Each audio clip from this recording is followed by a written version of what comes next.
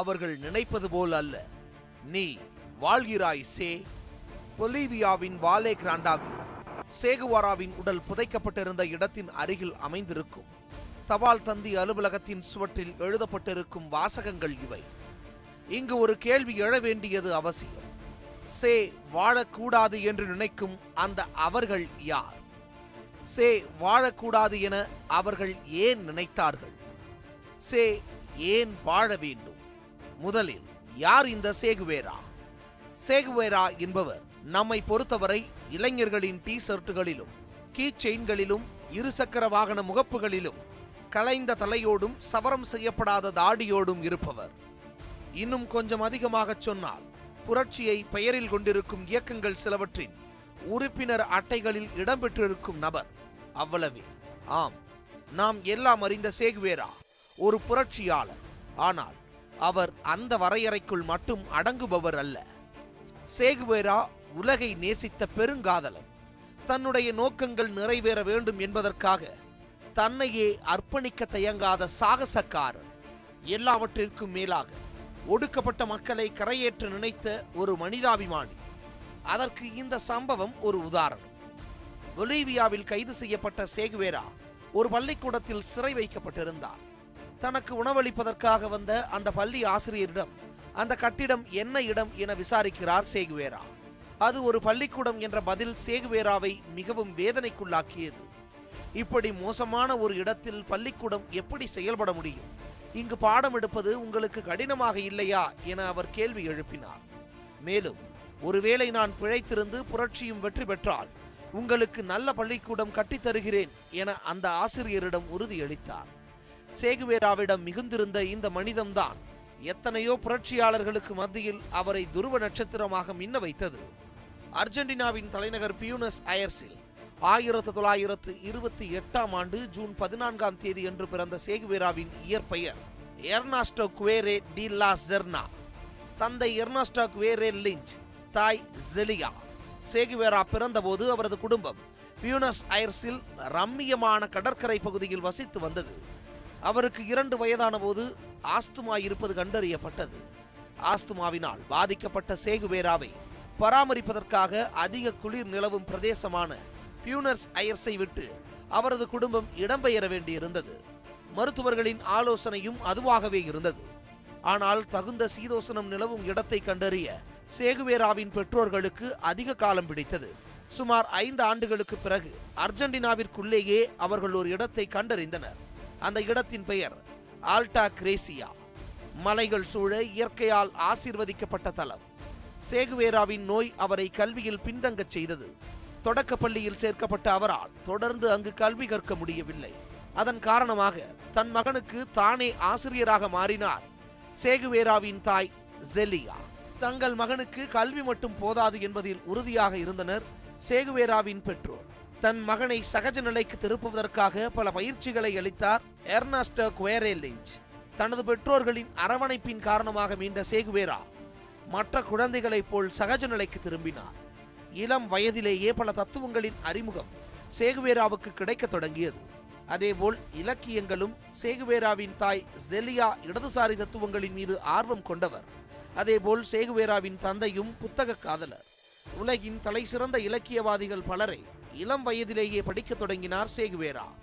1936 நடந்த ஸ்பானிய உள்நாட்டுப் போர் சிறுவனான சேகுவேராவின் கவனத்தை ஈர்த்தது.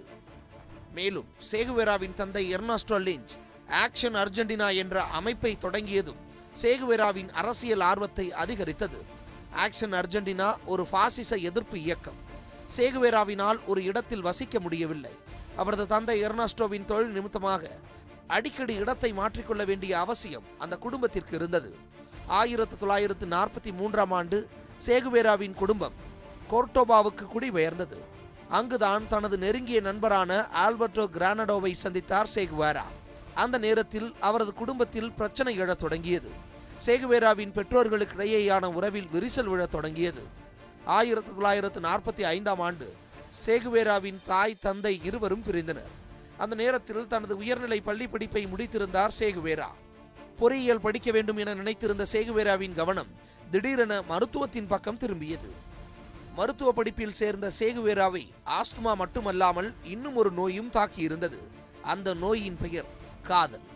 சிச்சினா சேகுவேராவின் காதலி. சிச்சினாவும் சேகுவேராவைப் போலவே ஒரு புத்தக பிரியர். புத்தகங்கள் தொடர்பாக தொடங்கிய அவர்களது பேச்சு மணிக்கணக்கில் நீண்டது. பல கடிதங்களை பரிமாறிக்கொண்டனர். பேச்சிலும் எழுத்திலும் வளர்ந்த நேசம் ஒரு நாள் அதன் முழு பரிணாமத்தை எட்டியது. காதலை இருவரும் பரிமாறிக்கொண்டனர். என்னதான் உருகி உருகி காதலித்தாலும் இந்த காதலால் தன்னுடைய சுதந்திரம் பாதிக்கப்படுவதாக உணர்ந்தார் சேகுவேரா. காதல் மீது மட்டுமல்லாமல் தன்னுடைய அன்றாட வாழ்வின் மீதே சேகுவேராவிற்கு சிறிது சலிப்பு ஏற்பட்டிருந்தது. மருத்துவ படிப்பு, புத்தகங்கள், தேர்வுகள் என தொடர்ச்சியான நடைமுறைகளால் சோர்வுற்று இருந்தார் சேகுவேரா. அதிலிருந்து மீள அவர் தேர்ந்தெடுத்தது பயணம்.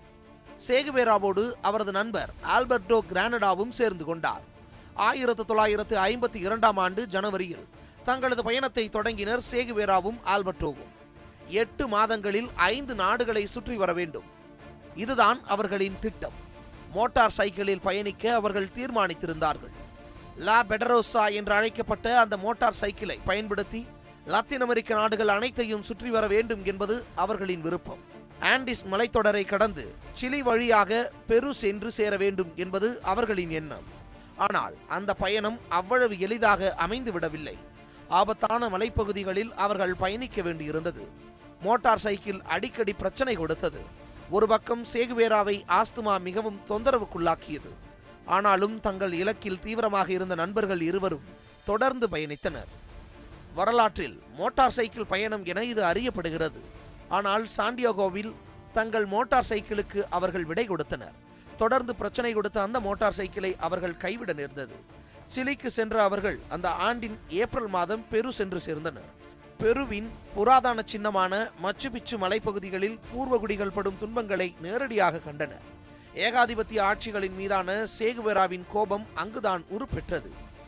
ஜான் பாப்லோ நகருக்கு சென்ற சேகுவேரா அங்கு தொழுநோயால் பாதிக்கப்பட்டவர்களுக்கு சிகிச்சை அளித்தார். அங்கிருந்து வெனிசுலாவின் காரகாசுக்கு ஒரு நீண்ட பேருந்து பயணத்தை மேற்கொண்டார். காரகாசிலிருந்து சரக்கு விமானம் மூலமாக அமெரிக்காவின் புளோரிடா மாகாண மியாமி நகருக்கு சென்று அங்கிருந்து 1952ஆம் ஆண்டு செப்டம்பரில் அர்ஜென்டினாவுக்கு மீண்டும் திரும்பினார் சேகுவேரா. சேகுவேரா தனது பயணத்தை முடித்துவிட்டு திரும்பிய போது அவரது காதல் அவரது வசம் இல்லை. படிப்பு, பெண்கள், காதல், சாகசம் என வாழ்வை கிழித்த எர்னாஸ்டோ மனிதநேயம் நிரம்பிய போராளி சேகுவேராவாக மாறியது அந்த மோட்டார் சைக்கிள் பயணத்தின் போதுதான். மீண்டும் தனது படிப்பில் கவனம் செலுத்தினார் சேகுவேரா.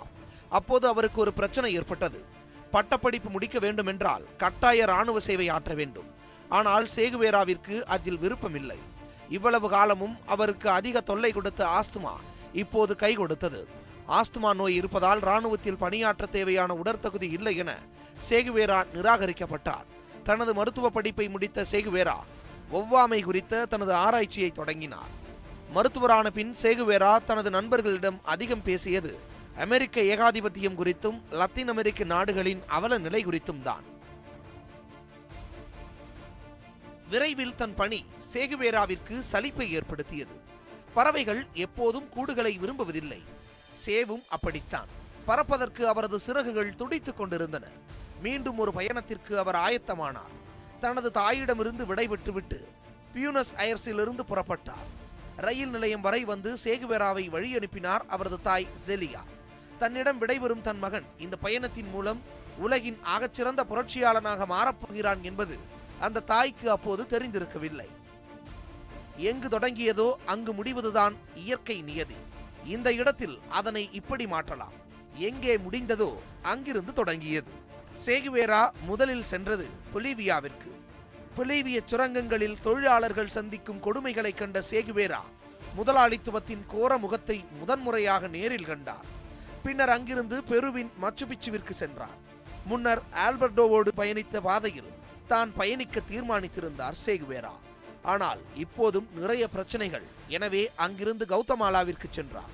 கவுதமாலாவில் இருந்து மெக்சிகோ செல்ல திட்டமிட்டிருந்தார் சேகுவேரா. கவுதமாலாவில் சேகுவேராவின் வாழ்வில் மீண்டும் வசந்தம் வீசியது. மெக்சிகோ செல்வதற்கான அனுமதிக்காக கவுதமாலாவில் தங்கியிருந்த போது ஹில்டா காடியாவை சந்தித்தார் சேகுவேரா. ஹில்டா ஒரு கம்யூனிஸ்ட். மார்க்சையும் லெனினையும் சேகுவேராவிற்கு அறிமுகப்படுத்தினார் ஹில்டா. லத்தீன் அமெரிக்கர்களை பல விதங்களில் தொந்தரவு செய்த அமெரிக்க ஏகாதிபத்தியம் இப்போது சேகுவேராவின் காதலில் குறுக்கே நின்றது. கவுதமாலாவில் இருந்த அமெரிக்க ஏகாதிபத்தியத்திற்கு எதிரான அரசு இராணுவத்தின் மூலம் கவிழ்க்கப்பட்டது. கம்யூனிஸ்ட் இயக்கத்தைச் சேர்ந்தவர் என்பதால் ஹில்டா கைது செய்யப்பட்டார். அந்த நேரத்தில் சேகுவேராவிற்கு மெக்சிகோ போவதற்கான அனுமதி கிடைத்தது. மெக்சிகோ சென்று சேர்ந்தார் சேகுவேரா. அவர் கவுதமாலாவில் இருந்தபோது அங்கிருந்த கியூப நண்பர்கள் வழியாக அவர் அதிகம் கேட்டிருந்த பெயர் ஃபிடல் காஸ்ட்ரோ.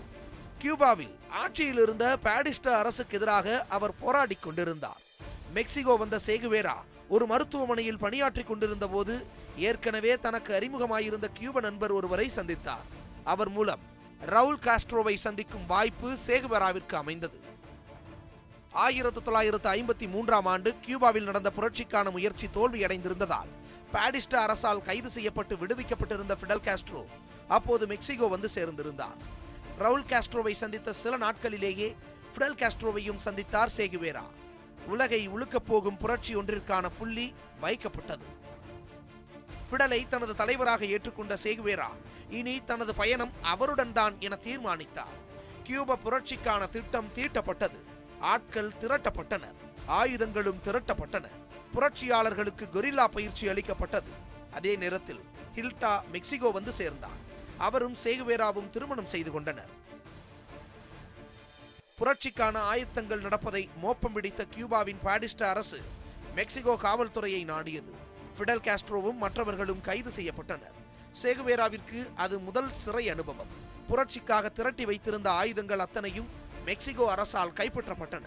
பலகட்ட முயற்சிகளுக்கு பின்னர் சிறையிலிருந்து விடுதலையான காஸ்ட்ரோவும் அவரது தோழர்களும் மீண்டும் புரட்சிக்கான ஆயத்தங்களை தொடங்கினர். மீண்டும் ஆயுதங்கள் திரட்டப்பட்டன. கியூபாவை நோக்கி பயணிக்க நாள் குறிக்கப்பட்டது. கிராண்ட்மா என்று அழைக்கப்பட்ட படகு ஒன்றில் மெக்சிகோவிலிருந்து புறப்பட்டனர். அந்த பயணம் புரட்சியாளர்களை சோர்வடைய செய்தது. ஒரு வழியாக 1956ஆம் ஆண்டு டிசம்பர் 2ஆம் தேதி அன்று கியூபா சென்று சேர்ந்தனர் காஸ்ட்ரோ தலைமையிலான படையினர். கியூபாவில் காலடி எடுத்து வைத்ததிலிருந்து பாடிஸ்டா ராணுவத்தின் தாக்குதலை காஸ்ட்ரோவின் படை எதிர்கொண்டது. வான்வழி தாக்குதலையும் தரைவழி தாக்குதலையும் தொடர்ந்து எதிர்கொண்டனர் காஸ்ட்ரோவும் அவரது சகாக்களும். முக்கியமான தோழர்கள் சிலரை இழக்க வேண்டியிருந்தது. சேகுவேரா தலைமையேற்ற படை ராணுவத்தின் ஆயுத கிடங்கை கைப்பற்றியது. யுவேரா யுத்தம் என்று அழைக்கப்பட்ட அந்த யுத்தம் காஸ்ட்ரோவின் ஜூலை 26 இயக்க வரலாற்றில் கிடைத்த மிகப்பெரிய வெற்றி. இந்த வெற்றியை தொடர்ந்து சேகுவேராவை கமாண்டண்டாக நியமித்தார் ஃபிடல் காஸ்ட்ரோ. ஆனாலும் தொடர்ந்து போர்களில் முன்வரிசையில் நின்றார் சேகுவேரா. ஒரு சண்டையில் சேகுவேராவின் காலில் குண்டடிபட்டது. இது ஃபிடல் காஸ்ட்ரோவை கோபப்படுத்தியது. உடனே சேகுவேராவுக்கு கடிதம் எழுதினார் ஃபிடல் காஸ்ட்ரோ. சே, இது உங்களுக்கு நான் விடுக்கும் இறுதி எச்சரிக்கை. நீங்கள் நேரடியாக போரில் ஈடுபட வேண்டாம். போரை வழிநடத்துங்கள். நம்முடைய நோக்கம் நிறைவேறுவதற்கு நீங்கள் அவசியம். இப்போதைக்கு வழிநடத்தும் பொறுப்பை மட்டும் பாருங்கள். புரட்சி படை தொடர்ந்து முன்னேறியது. கவுதமாலாவில் அமெரிக்காவின் சதியால் கம்யூனிஸ்ட் ஆட்சி கலைக்கப்பட்ட போது மக்களிடம் ஒருவேளை ஆயுதம் இருந்திருந்தால் அவர்கள் அமெரிக்காவை எதிர்த்து போராடி இருப்பார்கள் என கருத்து தெரிவித்தார். ஃபிடல் காஸ்ட்ரோ தனது புரட்சி இயக்கத்தை மக்களின் பங்களிப்போடு நடத்தி கொண்டிருந்தார். உங்களுக்காகத்தான் நாங்கள் போராடி கொண்டிருக்கிறோம் என்பதை மக்களுக்கு புரிய வைத்ததோடு அவர்களையும் புரட்சி இயக்கத்தில் ஈடுபட செய்தனர். புரட்சிக்காரர்களின் அடுத்த இலக்கு லாஸ் வில்லாஸ் நகரம். அந்த நகரை அடைந்த சேகுவேரா மக்கள் ஆதரவை திரட்டினார். மக்களின் பங்களிப்போடு கூடிய அந்த படையை விவசாயிகளின் படை என வர்ணித்தார் சேகுவேரா. லாஸ் வில்லாஸ் புரட்சிக்காரர்களின் வசமானது. அடுத்த இலக்கு ஹவானா. கியூபாவின் தலைநகர் ஹவானாவை நோக்கி தனது படையோடு வேகமாக நகர்ந்தார் சேகுவேரா.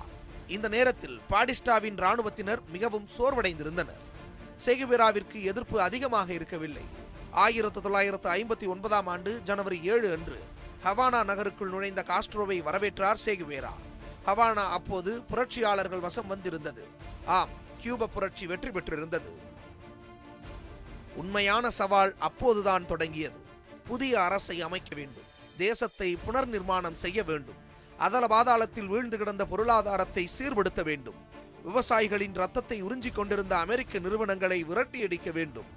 எல்லாவற்றிற்குமான தீர்வை முன்வைத்தார் தொழில்துறை அமைச்சரான சேகுவேரா. விவசாய சீர்திருத்தம். உழும் விவசாயிகள் வசம் நிலங்களை ஒப்படைக்கும் நில சீர்திருத்தம்.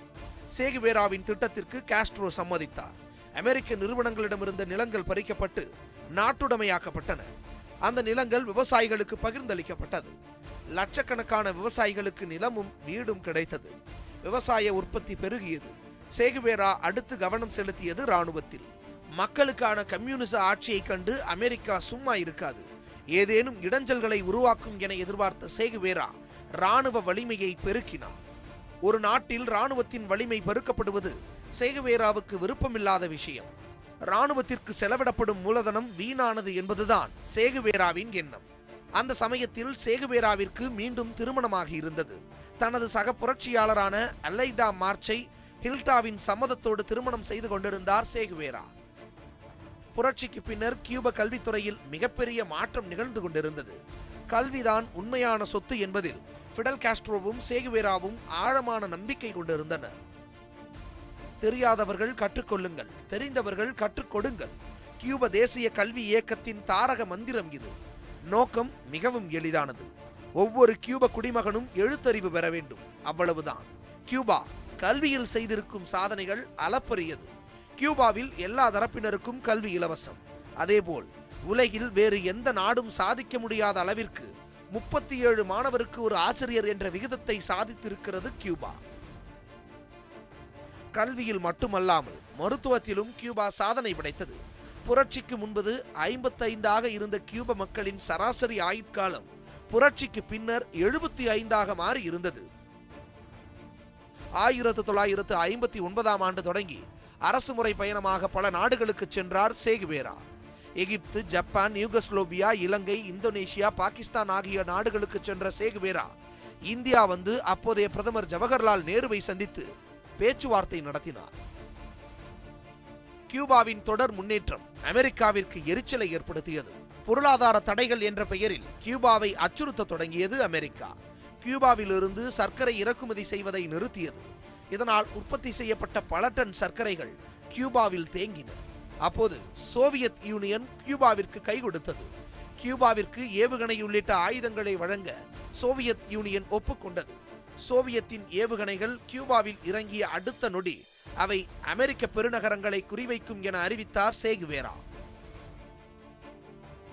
சேகுவேராவிடம் பல அதிகாரங்கள் குவிந்திருந்தன. தொழில்துறை அமைச்சர் பதவியோடு கியூபா தேசிய வங்கியின் தலைவர் பதவியையும் வகித்தார் சேகுவேரா. கியூபாவின் ரூபாய் நோட்டுகளில் சே என கையெழுத்திடும் அளவுக்கு அதிகாரம் மிக்கவராக விளங்கினார் சேகுவேரா. ஆனாலும் அவர் ஒரு சாதாரண குடிமகன் போலத்தான் நடந்து கொண்டிருந்தார். ஆலைகளில் மூட்டை தூக்குவார், கரும்பு வெட்டுவார். ஒரு மனிதனின் உண்மைத்தன்மையை அறிய வேண்டும் என்றால் அவனுக்கு அதிகாரத்தை கொடுத்து பாருங்கள் என்பார் இங்கர்சால். அதனை மெய்ப்பிப்பது போல் அதிகாரங்கள் தன் காலடியில் குவிந்த போதும் தனது நிலையை மாற்றிக்கொள்ளாதவர் சேகுவேரா. 1964 ஆண்டு ஐநா சபை கூட்டத்தில் கியூபா பிரதிநிதியாக கலந்து கொண்டார் சேகுவேரா. 1964 டிசம்பர் 11 அன்று ஐநா சபை கூட்டத்தில் பேசிய சேகுவேரா தென்னாப்பிரிக்காவில் நிலவும் இனவெறி கொடுமைகளுக்கு எதிரான தனது கருத்தை பதிவு செய்தார். மேலும் அமெரிக்க ஏகாதிபத்தியத்தை மிக கடுமையாக சாடினார். லத்தீன் அமெரிக்காவில் தனது ஏகாதிபத்தியத்தை நிறுவி அதனை தனது கைப்பாவையாக மாற்ற அமெரிக்கா முயல்வதாக குற்றம் சாட்டினார் சேகுவேரா. அவர் அமெரிக்காவில் இருந்தபோது ஒரு செய்தி நிறுவனம் அவரிடம் நேர்காணல் கண்டது. அமெரிக்கா ஒரு கழுதை புலி, அதன் ஆதிக்கத்தை நான் வேறறுப்பேன் என அமெரிக்க மண்ணிலேயே வைத்து சவால் விட்டார் சேகுவேரா. இந்த நேரத்தில் சேகுவேரா முக்கியமானது ஒரு முடிவுக்கு வந்திருந்தார். அந்த முடிவு கியூபாவை விட்டு வெளியேறுவது. மீண்டும் பறப்பதற்கு அவரது சிறகுகள் துடித்தன. பிடல் காஸ்ட்ரோவிடம் விடைபெற்றுக் கொண்டார் சேகுவேரா. புரட்சிக்காக கியூபாவை நோக்கி கிரான்மாவில் பயணித்த போதே இதற்கான உறுதிமொழியை பிடல் காஸ்ட்ரோவிடம் பெற்றிருந்தார் சேகுவேரா. ஏகாதிபத்தியத்தால் பாதிக்கப்பட்ட நாடுகளை விடுவிக்க வேண்டும் என்ற பெருங்கனவு சேகுவேராவிற்கு இருந்தது. அதனை பிடல் காஸ்ட்ரோவும் அறிந்திருந்தார். கியூபாவை விட்டு வெளியேறிய சேகுவேரா காங்கோவிற்கு சென்றார். அங்கு நீடித்த சர்வாதிகார ஆட்சிக்கு எதிராக மக்கள் போராடி கொண்டிருந்தனர். அந்த போராட்டங்கள் அமெரிக்காவின் உதவியோடு ஒடுக்கப்பட்டு கொண்டிருந்தன. சேகுவேரா அங்கு சென்று போராடி கொண்டிருந்த குழுக்களை ஒருங்கிணைக்க முயன்றார். ஆனால் அது அவரால் முடியவில்லை. அங்கு புரட்சி வெற்றி பெறுவதற்கான எந்த சூழலும் நிலவவில்லை. இதனையடுத்து அங்கிருந்து வெளியேறும் முடிவினை எடுத்தார் சேகுவேரா. அவரை மீண்டும் கியூபாவிற்கு அழைத்தார் பிடல் காஸ்ட்ரோ. ஆனால் மீண்டும் கியூபா செல்வதில் சேகுவேராவிற்கு விருப்பமில்லை. இந்த நேரத்தில் அமெரிக்க உளவுத்துறையான CIA வேறு ஒரு வேலையை செய்திருந்தது. சேகுவேராவை பிடல் காஸ்ட்ரோ கொன்று விட்டதாக வதந்திகளை கிளப்பிவிட்டது. அதனை நம்புவதற்கு கியூப மக்கள் தயாராக இல்லை. ஆனாலும் அவர்களுக்குள் விடை தெரியாத இந்த கேள்வி உருப்பெற்று உறுத்திக் கொண்டிருந்தது. சே எங்கே? காஸ்ட்ரோவிடம் கேட்டபோது சேகுவேரா பத்திரமாக இருக்கிறார் என்று தெரிவித்தார். ஒரு கட்டத்தில் சேகுவேரா தனக்கு எழுதிய கடிதத்தை வெளியிட வேண்டிய நிர்பந்தம் பிடல் காஸ்ட்ரோவுக்கு உருவானது. காங்கோவில் பெற்ற தோல்வி சேகுவேராவை பெரிய அளவில் பாதிக்கவில்லை. அவர் தன்னுடைய அடுத்த கட்ட புரட்சிக்காக பொலிவியா சென்று சேர்ந்தார். பொலிவியாவில் தனக்கென்று ஒரு படையை உருவாக்கி கொண்டார். ஆனால் பொலிவியாவும் சேகுவேராவுக்கு மோசமான அனுபவத்தை கொடுத்தது. சேகுவேரா பொலிவியாவில் இருப்பதை அமெரிக்கா கண்டறிந்தது. பொலிவிய ராணுவம் அச்சுறுத்தப்பட்டது. சேகுவேராவின் கொரில்லா யுத்தம் வெற்றி பெற்றால் பொலிவியாவில் ஆட்சி மாற்றம் ஏற்பட்டுவிடும் என்பதால் அமெரிக்காவின் தாளத்திற்கு ஆடியது பொலிவியா. அமெரிக்காவுக்கு சேகுவேராவை கொன்றுவிட வேண்டும். பொலிவிய அரசுக்கு தனது இருப்பை தக்க வைக்க சேகுவேரா கொல்லப்பட வேண்டும். பொலிவிய ராணுவமும் CIA-வும் சேகுவேராவை தீவிரமாக தேடத் தொடங்கின. 1967 அக்டோபர் 8 அன்று பொலிவிய ராணுவத்தால் சேகுவேரா கைது செய்யப்பட்டார். அவரை சுட்டுக் கொள்ள முடிவெடுக்கப்பட்டது. சேகுவேரா ஒரு பள்ளிக்கூடத்தில் சிறை வைக்கப்பட்டிருந்த போது நடந்த நிகழ்வுகள்தான் இந்த தொகுப்பின் தொடக்கத்தில் நாம் பார்த்தவை. 1967 அக்டோபர் 9 பொலிவிய ராணுவத்தால் சேகுவேரா சுட்டுக் கொல்லப்பட்டார். அதே ஆண்டு அக்டோபர் 18 அன்று கியூபாவின் தேசிய கொடிகள் அரை கம்பத்தில் பறக்க சேகுவேரா கொல்லப்பட்ட செய்தியை கியூபா மக்களுக்கு அறிவித்தார் பிடல் காஸ்ட்ரோ. ஒட்டுமொத்த கியூபாவும் சோகத்தில் மூழ்கி போயிருந்தது. சேகுவேராவின் உடல் பொலிவியாவில் உள்ள வாலே கிரானடாவில் புதைக்கப்பட்டது. கியூபாவின் தொடர் வேண்டுகோளுக்கிணங்க 1997 வாலே கிரானடா மீண்டும் தோண்டப்பட்டு சேகுவேராவின் எலும்புக்கூடுகள் கியூபாவிடம் ஒப்படைக்கப்பட்டன. தான் கொண்ட கொள்கைகளை எந்த சமரசமும் இன்றி நேசித்தவர் சேகுவேரா. அதனால்தான் பிறப்பால் ஒரு அர்ஜென்டைனான அவரால் கியூபாவிற்காகவும் காங்கோவிற்காகவும் பொலிவியாவிற்காகவும் போராட முடிந்தது. என் கால்கள் பயணிக்கும் தேசங்கள் எல்லாம் என்னுடைய தேசங்கள், அங்கு இருப்பவர்கள் எல்லாம் என்னுடைய சகோதரர்கள் என பேச முடிந்தது. சேகுவேராவின் புரட்சி வரலாற்றில் நிலைத்திருப்பதன் காரணத்தை அவருடைய வார்த்தைகளில் விளக்குவதென்றால் அது அன்பின் உன்னத உணர்ச்சியால் வழிநடத்தப்பட்டது. சேகுவேராவை ஒரு ஸ்டைலிஷ் ஐகானாக மட்டும் மாற்ற முனைபவர்களின் நோக்கமானது அவனது தத்துவத்தையே அழிப்பது. ஆனால் சே என்பது வெறும் பெயர் சொல் அல்ல, அது ஒரு வினைச்சொல். எங்கள் முன்னோர்கள் கம்யூனிஸ்டாக இருந்தார்கள், நாங்கள் சேகுவேராவை போல் இருப்போம் என ஒவ்வொரு நாள் தொடங்கும் போதும் கியூபா பள்ளிக்கூடங்களில் ஒலிக்கும் குரல்கள் இந்த உலகத்திற்கு உரக்கச் சொல்லும் செய்தி ஒன்றுதான். அவர்கள் நினைப்பது போல் அல்ல, நீ வாழ்வாய் சே.